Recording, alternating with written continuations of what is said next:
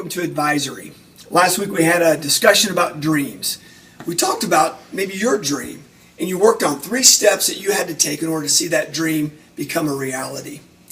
Well, today we're going to show you a short video of someone that also had a dream. And I want you to listen for the things that they had to do to overcome some obstacles and to see that dream become a reality. Things like challenges, hard work, overcoming obstacles. So I want you to sit back, watch this video, and prepare to talk about your dreams in just a moment. My name is Colonel Benjamin Alvin Drew Jr. I grew up in Washington, D.C. When I was growing up, if you look in any of my textbooks, any of my notebooks, you'll find the margins filled with doodles of airplanes, jets, rockets. If it left the surface of the earth and went somewhere else on an adventure, it was probably going to fill my imagination.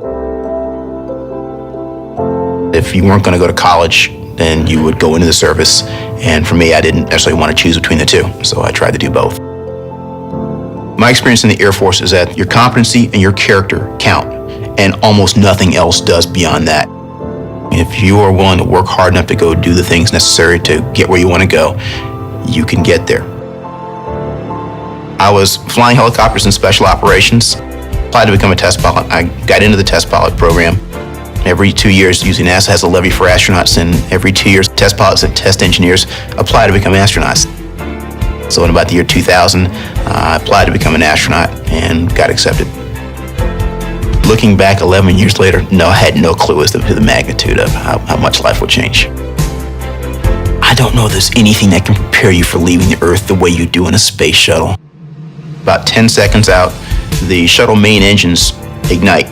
The best way to describe it is like 10 million subwoofers stampeding up that shuttle stack, and they ultimately engulf you. You get shoved back into your seat and you are leaving the pad. You don't know if you're going into space, but you know you are not sitting at that launch pad anymore. At about 8.5 minutes, we were about 100 miles up, going about 17,500 miles an hour, and the engine's cut off. So I went from being pressed into my seat at 3 Gs to being weightless. Being one of those kids who wanted to become an astronaut and actually growing up to be an astronaut is a surreal experience. When opportunity knocks at your door, it's sometimes a scary thing. It would be easier thing to do would be to simply go off and do something that seems more realistic. Don't be realistic. Don't be reasonable. Be bold, be courageous in following that dream. Everyone takes a certain amount of courage to step across that threshold and into that new adventure. I hope you enjoyed that video of somebody that had a dream and overcame obstacles. They worked hard and they never gave up, and now they're living their dream.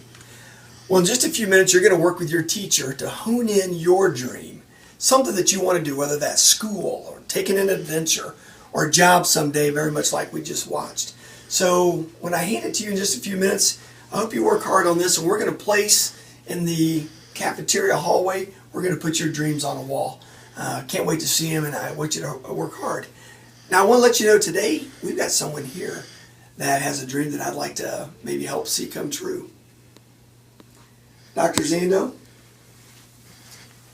is it true that you want to become a Mountie? Well, I'd like to help you do that.